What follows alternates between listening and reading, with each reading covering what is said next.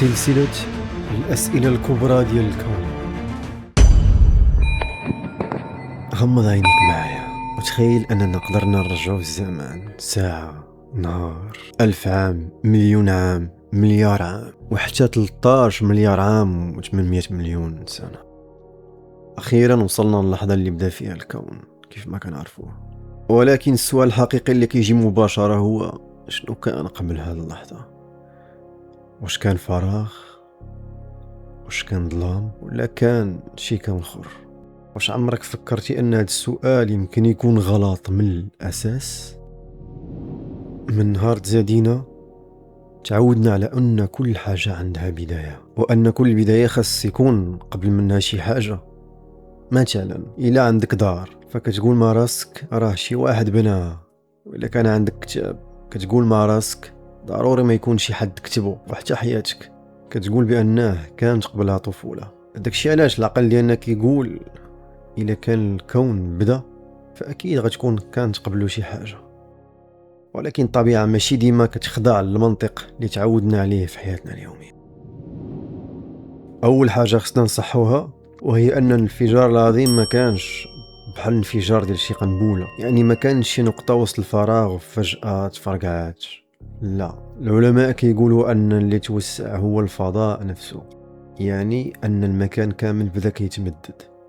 المجرات ما كتسبحش داخل الفضاء، بل الفضاء هو اللي تمدد بيناتها. هنا كنكون وصلنا للفكرة اللي كتقلب كل شيء. فبالنسبة للعالم أينشتاين الوقت والمكان ماشي جوج حوايج منفصلين، هما بحال نسيج واحد. أينشتاين كيقول أنهما بحال نسيج واحد اللي العلماء كيسميوه الزمكان، نسيج الزمكان. يعني إذا كان المكان بدا يمكن حتى الوقت يكون بدا معاه. وهنا كيبان سؤال غريب، كيفاش غادي نهضروا على قبل إلا الوقت أصلا ما كانش موجود؟ غادي نعطيكم واحد المثال بسيط. تخيل معايا الكرة الأرضية، جا شي واحد وسولك شنو كاين شمال القطب الشمالي، فشنو غادي تقول ليه؟ شنو غادي تقول ليه؟ السؤال كيبان عادي على أول لحظة، ولكن الجواب هو ما كاين شمال أكثر من القطب الشمالي، لأنك وصلتي للنهاية ديال داك الاتجاه.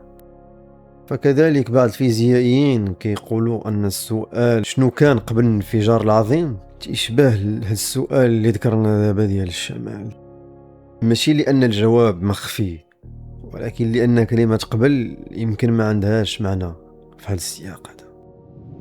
وإلا سولتيني واش العلماء متفقين غادي نقول لك لا، الجواب هو لا. العلم ما عندوش جواب نهائي. كاينه بزاف ديال الفرضيات، بحال مثلا بعض العلماء كيقولوا ربما كان كون قبل هذا الكون هذا، وحدين اخرين كيقولوا بان الكون كيتولد وكيختفي بشكل متكرر. كاين اللي كيقترحوا وجود اكوان كثيره، ولكن خاصنا نفرقوا بين الفرضيه وبين حقيقه علميه. لحد الان مازال ما عندنا حتى دليل قاطع على هاد السيناريوهات كامل.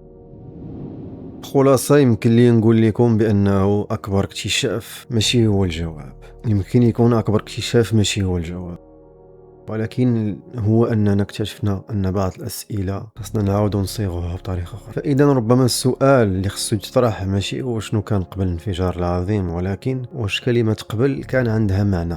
وكل ما تقدم العلم كنكتشفوا أن الكون أعجب وأكبر بكثير مما نتخيل. وانا بغيت نعرف الرأي ديالك. إذا كان الوقت بدا مع الانفجار العظيم واش كتظن أن السؤال على قبل مازال عنده معنى؟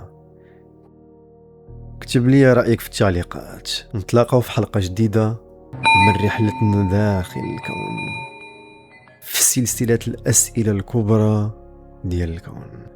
مع السلامة، تهلاو، بقاو شادين معنا الخط.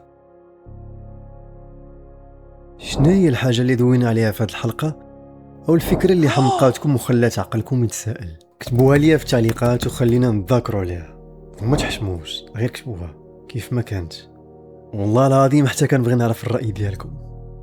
يلا، اللي مازال ما شارك في القناة يدير سبسكرايب، فهذه هي أحسن هدية وأحسن شكر ممكن يعطيني. كنبغيكم بزاف. إلى اللقاء أصدقائي.